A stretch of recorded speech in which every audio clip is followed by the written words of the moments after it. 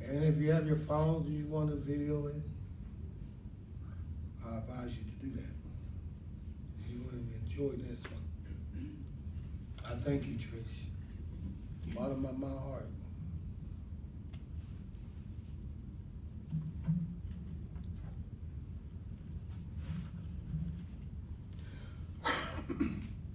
Pass me not, O gentle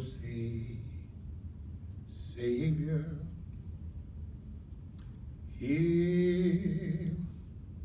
Hear my humble cry, and while on others that are calling, do not pass me by. Savior, oh Savior, why don't you hear my humble cry? And while on others that are calling,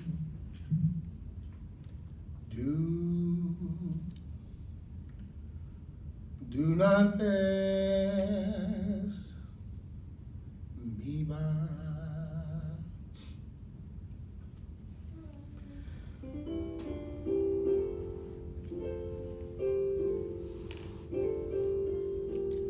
We have an opportunity to make America a better nation. And I want to thank God once more for allowing me to be here with you. You know, several years ago, I was in New York City. And I was autographing the first book that I had written. And while I was sitting there autographing books, a demented black woman came up. And the only question I heard her ask, are you Martin Luther King? I had my head down as I was writing. And I said yes. The next minute I felt something beating on my chest. Before I knew it, I had been stabbed by the minute woman. They rushed me to Harlem Hospital. And it was a dark Saturday afternoon.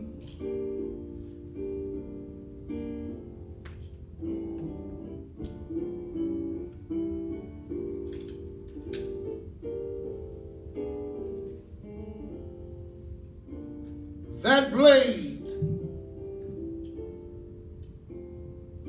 it went through, and the x-rays revealed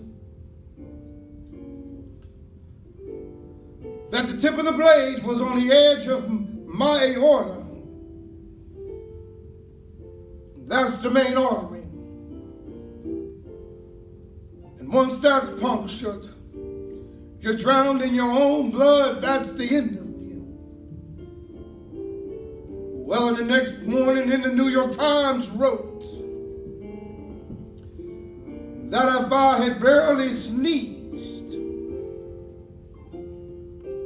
I would have died. 4 days later, after the operation, and after my chest had been opened and the blade taken out,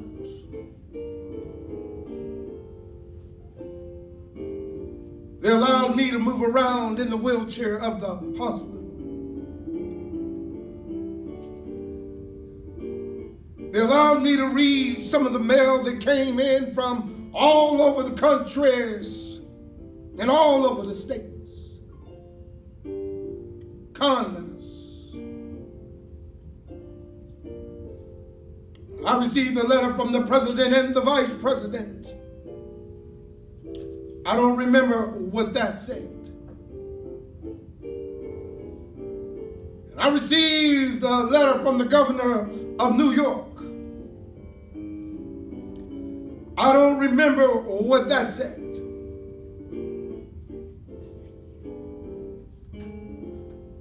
But there was another letter. It was from a young girl, a young student at the White Plains High School. And I looked at that letter. I'll never forget it. It says, "Sympathy, Dr. King. I am a 9th grade student at the White Plains High School. Well, it should not matter. I like to mention that I'm a white girl. And I read in the paper about your misfortune and of your suffering. And I read that if you had sneezed, that you would have died. But I'm simply writing to tell you that I'm so happy that you didn't sneeze. And I want to say to you this afternoon, I'm too as happy that I didn't sneeze. Because if I had sneezed, I wouldn't have been around here in the 1960s when students all over the South started sitting in at lunch counters. And I know as they were sitting in, they were standing up for the best of the American dream, taking back the whole nation.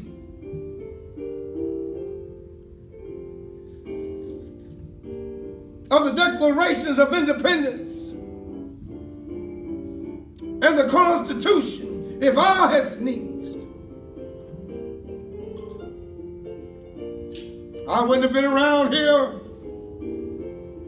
1961 when we decided to take a ride for freedom and in the segregations of a state's travel. If I had sneezed, I wouldn't have been around here 1962. The Negroes in Pittsburgh, Pennsylvania decided to straighten their backs up. You know, when men and women straighten their backs up, they're going somewhere. Because a man can't ride your back unless it's been, my God, if I had sneezed.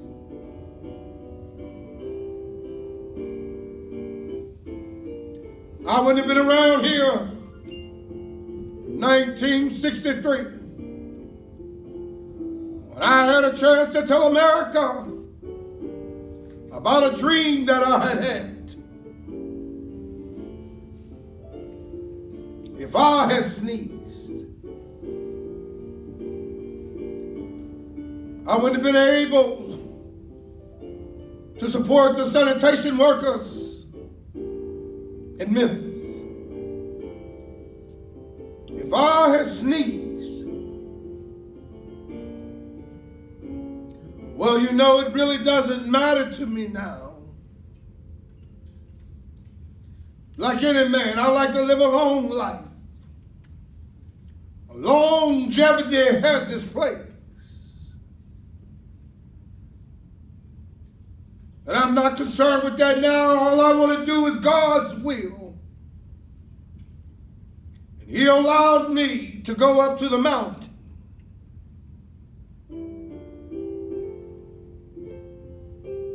And I've looked over and I've seen the promised lands. I may not make it there with you, but I want you to know tonight that we as the people will get to the promised lands. I'm not worried about anything. I'm not fearing any man. Mine eyes have seen the glory of the coming of the Lord. But you know, every now and then we think about the day when we'll be victimized with life's final common denominator. Often we call death. I don't think about it in a morbid sense, but every now and then I'll think about the words I would like to leave behind. If anybody's around when I have to meet my day, I don't want a long funeral. And if you get someone to deliver the eulogy, tell them not to talk too long. Tell them not to mention where I went to school. That's not important. Tell them not to mention that I have 300 or 400 other awards. That's not important. But I want somebody to be able to say that day that Dr. Martin Luther King Jr. tried in his life serving humanity. I want somebody to be able to say that day that I tried in my life to feed the hungry. I want somebody to be able to say that day that I tried in my life to clothe the naked. I want somebody to be able to say that day that I tried to be right on war questions. I want somebody to be able to say that day that I did try to visit those who were in prison homes. Yes, if you want to say that I was a drum major, say that I was a drum major for peace. Say that I was a drum major for justice. Say that I was a drum major for righteousness.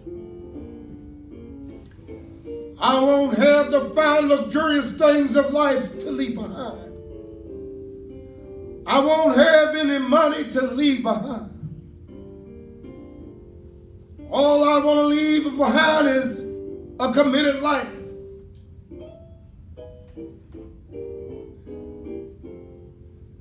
If I can help someone along the way, if I could cheer someone with the word or song, and if I could show someone that they're traveling wrong, then my living will not be in vain. I thank you so much for allowing me to come in your offices to share with you. God has worked with me and gave me the talent, gave me the knowledge, gave me the ability to perform Martin Luther King for you guys. It meant a lot. I've done a lot of hundreds of people. But when he said 2 or more gathered, he's in the mix. This is a crowd, and I love it. I love Trish for she gave me the opportunity. Last Sunday I sang and through my voice. And I said, somebody gonna call me. The next day she did. The passion that I have doing Martin Luther King. I said, until I'm above ground and not underground, I will continue to do Martin Luther King. This is my 42nd year doing this. And this is the first time that I took out the I Have a Dream speech, because it takes a lot out of me. But I really thank you guys. You take the nervousness out of me, and every time I do this, I get nervous. It's always there. But I really thank you guys for listening. And ask yourself, you probably the first time you've heard this in Pittsburgh from somebody. All our dream is to be out there and do it in front of millions of people. But I don't give up. It's my 42nd. I'm marching on. I thank you so much. God bless you.